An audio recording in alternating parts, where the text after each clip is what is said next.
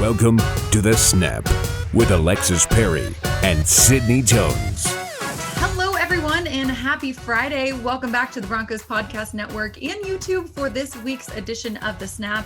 I'm your host, Sydney Jones, joined today, as always, by my good friend, Alexis Perry. We have a very fun episode planned for you all today to wrap up our month-long Women's History Month campaign. Today, we have Justin Simmons' wife, Taryn, joining us on The Snap to talk about Justin's new long-term deal, her continued work in the Denver community, and of course, since it is Women's History Month, the progression of women's sports. Taryn, thanks so much for joining Alexis and I here on The Snap. Yeah, thank you guys for having me. This is an honor. It's always fun getting to chat with you too. Well, first off, how are you? I'm sure it's been, a whirlwind of a week for you and your family. It has been really fun. There's been a lot of emotions. There's been a lot to do, a lot of phone calls to make. So it's all been good things, but it has been a lot. We're going to go home to see family in Florida next week and just sit on the beach and not have to think about anything. So I have that in goal to get through all of the crazy, but it's been all good things. I can't complain. It just been a little hectic. Well, what does it mean to you and your family knowing that you guys will be here for at least another 4 years? Oh my goodness. This is like a dream come true for us. We genuinely wanted to be here. It was just a long process, and COVID didn't help anything with contract stuff. So this was always our dream since we got drafted here. And that first week I lived here, I was like, wow, I love Denver. We love the city. We love how much there is to do. We love the people. We love the organization. We love all of the families that we've met. And we just feel like we can help the community so much here, and genuinely feels like home for us. So to not have to uproot and start over was so awesome for us. Taryn, just seeing Justin go through this process from being tagged last year, then again this year, as well as the negotiations after the most recent tag, just how emotional were you guys when he finally put pen to paper? Oh my goodness. I would say we almost didn't have any emotions because it didn't feel real. We were like, it sounds bad, but from how long the process was, we were just almost waiting for something bad to happen. Like there might just be one more speed bump. Like, let's not get our hopes up too high. But also as it started to set in, it was still like, I can't believe this is happening right now. So the first, 24 hours were just like wide eye shock. And then this weekend, as it started to set in about like what this really means, it was definitely emotional. And like every type of emotion is like happy and like crying, but crying really happy tears, but just so many. It was exhausting to just be feeling all of the things, but like I said, all good things. So yeah, it was a weekend for sure. Weekend to remember. That's for sure. Taryn, overall, how proud are you of Justin? A 3-star recruit out of high school to, now I think George Payton said it best, the best safety in the league. How proud does that make you? It's been so cool to get to, because I guess like me and his family, we kind of have like a front row seat to it and seeing all of his dreams unfold. And like, even his senior year of college, we were engaged and he was like, I don't really know if I can make it in the NFL. Like, I'm not sure if I want to do it, whatever. And we kind of like talked through it. But I mean, the way that we've just seen like God open doors for us and him work hard, even though maybe he wasn't hearing those things, like he was never told like, you're the best, you're a 5-star recruit, you're going to get offers from all of these big schools. Like he was never told those things, but he worked just as hard as the athletes that were being told those things. Cause I think in the back of his mind, like he knew he could be. Mm-hmm. And so he's always put in all the work behind closed doors, and no one's going to outwork him. He has a crazy work ethic, but he also just kind of like stays in his lane, and he's not worried about being ranked up against other people, which I think has helped him a lot.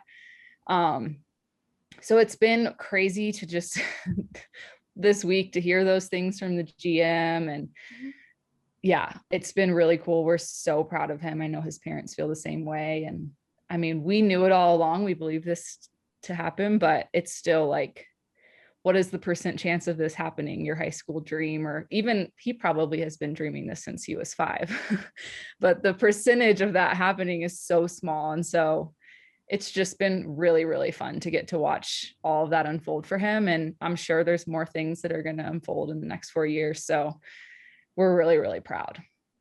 And I'm sure Broncos country is excited to see some of those things unfold over the next 4 years, like you mentioned. Taryn, I know this contract means a lot more than, just football for your family. Everyone in Broncos country knows that the Denver community is very near and dear to all of your hearts. How much does it mean to you specifically to be able to stay here and continue your work in the community? Oh, it's huge, because I know, anywhere we go, there would be needs to be met. And so it's not a matter of us feeling like Denver needs more. It's just, we feel like we have so many connections. Justin has made really good relationships, like the Boys and Girls Clubs here and a lot of the schools that he's visited. And just, he's like invested emotionally with kids that now he knows them by name and he knows their story. And there's just an element of that makes it feel really personal. And it's like, we know the people that we're helping and the organizations and the foundations and things that we've partnered with. We know like the CEO or the owner or the founder of that organization, and we know their heart. And so it's just been cool to build those relationships over the last 5 years and feel like we really have like an emotional attachment to these people.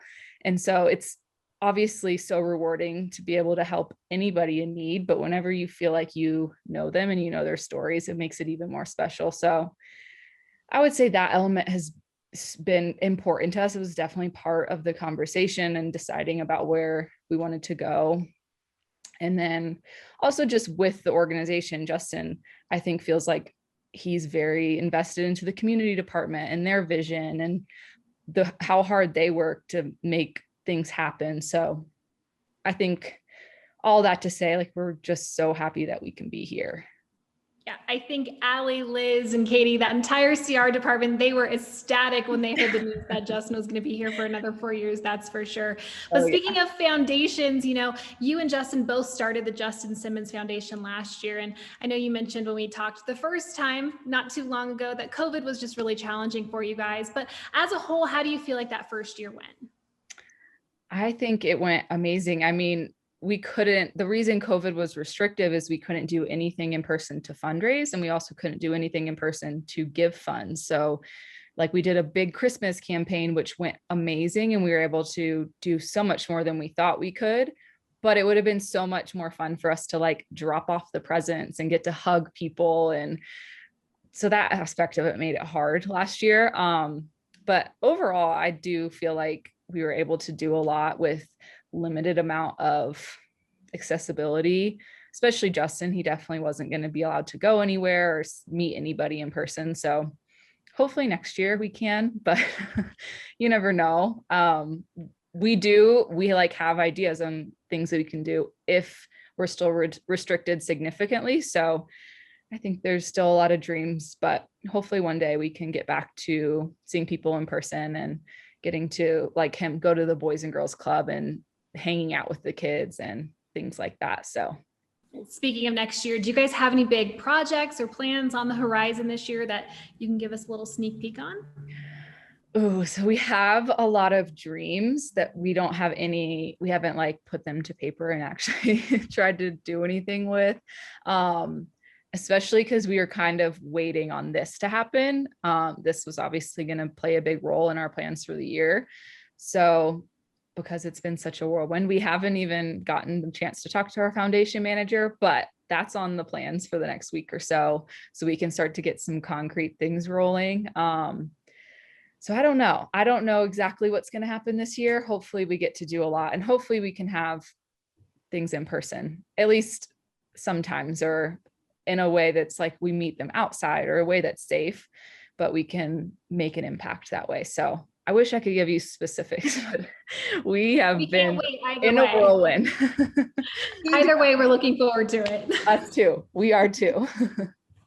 Well, Taryn, during the interview I had with Justin last week, when you all came to the facility, he mentioned the connections, like you said, that you've made with different women and young female athletes here in Denver. And I know one of the main goals of the Justin Simmons Foundation is to inspire our youth. So Taryn, my question for you is, why was it so important for you specifically to want to inspire young female athletes or just young athletes in general?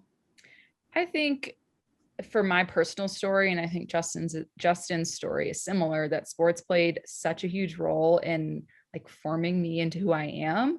I think there's so much to learn whenever you play sports outside of the opportunities that it gives you for like college scholarships and things like that, but just how to be a teammate, how to listen to authority, being on time, learning how to be responsible, like can't forget your jersey or you're not going to play. Just little things like that I think are great character developments. And just being a part of a team does something special to your character. So I feel like it's just so important if a child has a passion for it, to be able to play sports. And I think for us, we know that there are kids that don't have access to that because of maybe they don't have the funds to afford it, or they don't have a ride, or they don't have a way to get home at the end of practice or whatever. And it's kind of made it so that they can't play sports. And we just never want that to be the reason somebody doesn't.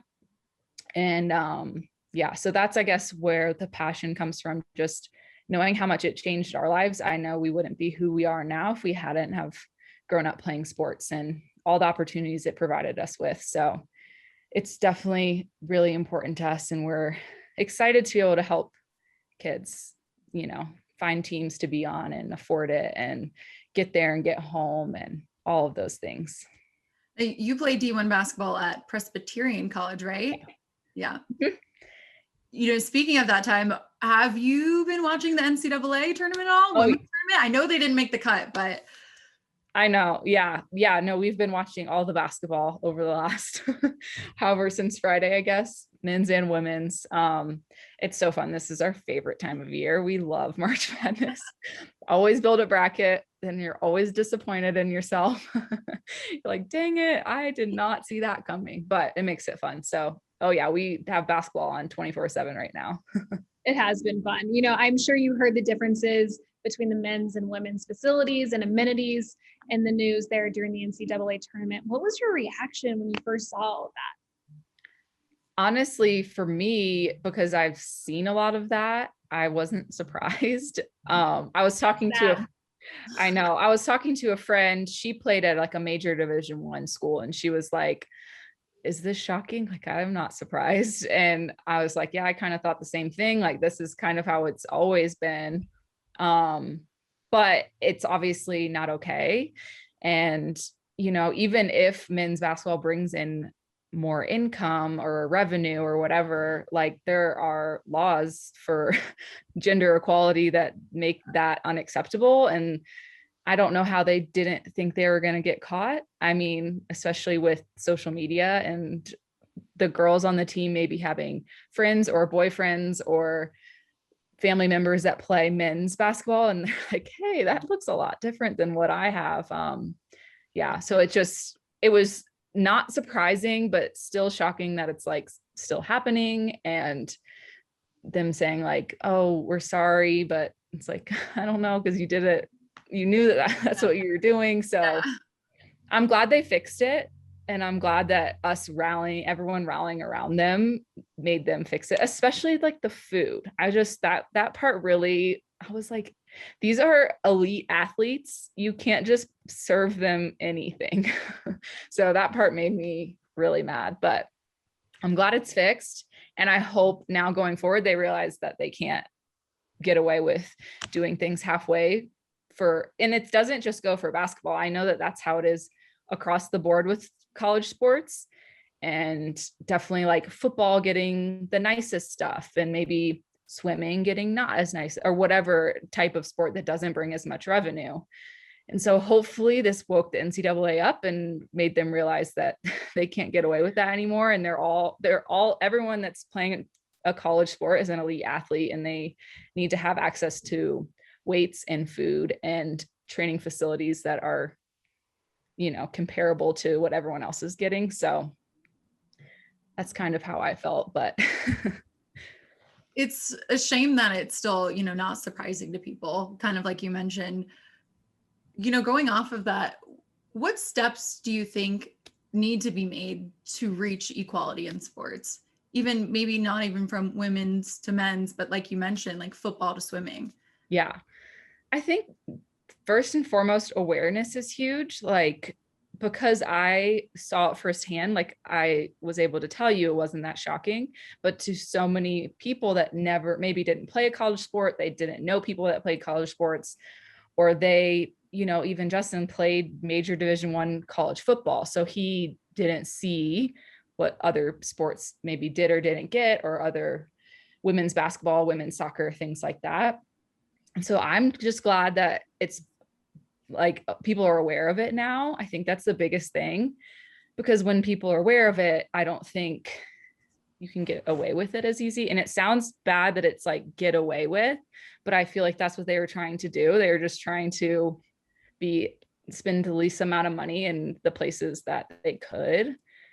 And then just having like advocates for them. I saw how like Orange Theory volunteered to drop off rowing machines and treadmills, and there's like all these companies from around the country that were like rallying around women's basketball. And so having advocates like that are going to push the NCAA to be like, oh, wait, that just looks bad. We need to handle this and not have another company drop off equipment for them.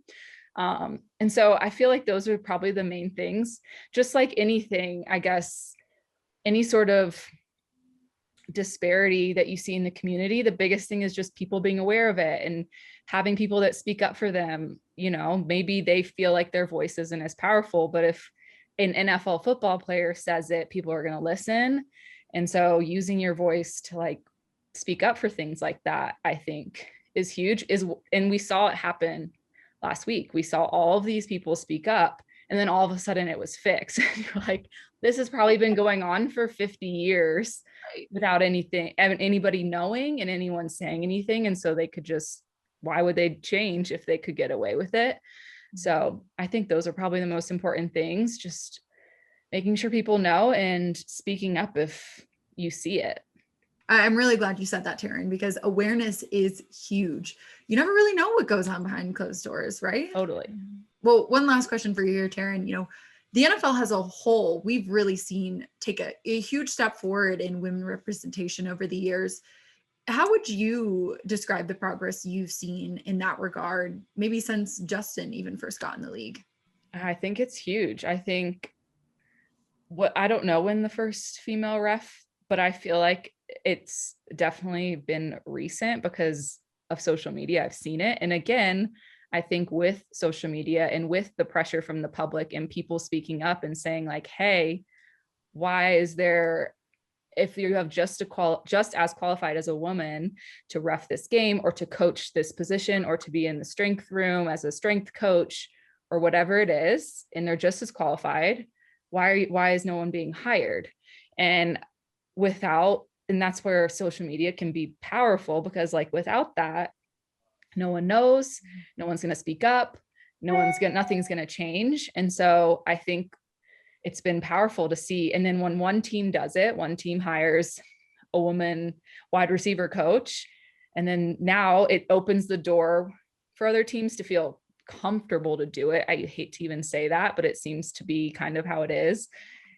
And also like realizing other women realizing like, hey, I could do that. It's just representation is so important for girls to see like, oh, if I wanted to grow up to be that, I could, even from a young age, or even adults. Like if I decided to get into that, I don't have a passion for it, but if I did, that I could. And I think that that's huge. And whenever there's no one in the entire NFL, pretty much since a women would just feel like why even try? And so now it seems to be where the door is open, and if they're just as qualified, why not? And so it's been really cool. Like I know the Broncos have a woman on the strength staff. That's a tongue twister. And Justin's like, oh my gosh, she's so good at her job. I don't know why anybody would think otherwise. Like she's just as qualified as everyone else who's ever been in there. So it's just cool to see. especially as a woman, and we have a daughter, and just think it's so important because growing up, pretty much even I played women's basketball, almost all of my coaches were men. Any of my strength coach I've ever had was a man. I maybe had like a handful of women refs in my lifetime. So it's cool. And football is even a step above that because it was really hard. What was it? Probably in the last 5 years that women have even broken. So it's been cool. And I think it's just the representation will just help be a catalyst for it and inspire other women to, if that's their dream, that they can do it. It's so funny. I think about Sarah Thomas when you bring up officials and referees. It's like right now her officiating uniform from Super Bowl 55 is now in the Pro Football Hall of Fame on display. Like so cool. At what point will that not be, unique to where, why is her uniform on display? Because she's the first. Eventually, I hope that we just have so many more women represented that that's not even surprising or unique. Totally. Same goes with, teams that have women on their coaching staff. Right now, every time I know like one, I don't know her name, but she coaches for the 49ers, I believe. Yeah. Katie Sowers. Okay. Every time the 49ers play, they bring it up, which is cool because they're bringing awareness to it, but it's so unique that they have to talk about it every time. And that's, that's where the issue's definitely still there because it's not common enough yet. Yeah. But it is cool that they're bringing awareness to it and hopefully inspiring people that are at home and seeing it. It'll be interesting when we finally get to the point where that is the norm, where they don't feel the need to bring it up in every broadcast. It'll just be, she'll be another coach, Totally. I totally agree. And I'm happy Lainey is growing up in a time where she'll be able to see female coaches on the sideline. Exactly. Yeah. Yes. Did Lainey ever get her hot chocolate the other day? Oh my gosh, she did. And Joe, his name is Joe. He was with us in the car, so he got video of it. She decided she didn't want it hot. And so she waited for it to be room temperature. And then she called it a milkshake. So, but she loved her milkshake, which was just room temperature hot chocolate. I loved video afterwards. And she was so cute. She took one sip and she goes, nope, too hot. And it wasn't hot. They made it like they could do like kid temperature. So it was like warm maybe. But yeah, she waited till it like for an hour until it was cold almost. And then she said it was a milkshake. But you're like, honey, next time we'll just take you to just get a milkshake. I know. I don't know. Kids. Funny. Well, Taryn, thank you so much for joining us today and having that conversation with us. Yeah. Thank you guys for having me. And thank you for this whole Women's History Month stretch you guys have done. I feel like it's been empowering and educational and really cool. So thank you for letting me be a part of it. Well, that'll do it for this week's episode of The Snap. Thanks again to Taryn Simmons for joining us. And thank you all at home for listening all month long to our special Women's History Month episodes. And make sure to stay up to date on The Snap by following the Broncos Podcast Network on Twitter. We will see you all in a couple of weeks for some draft content.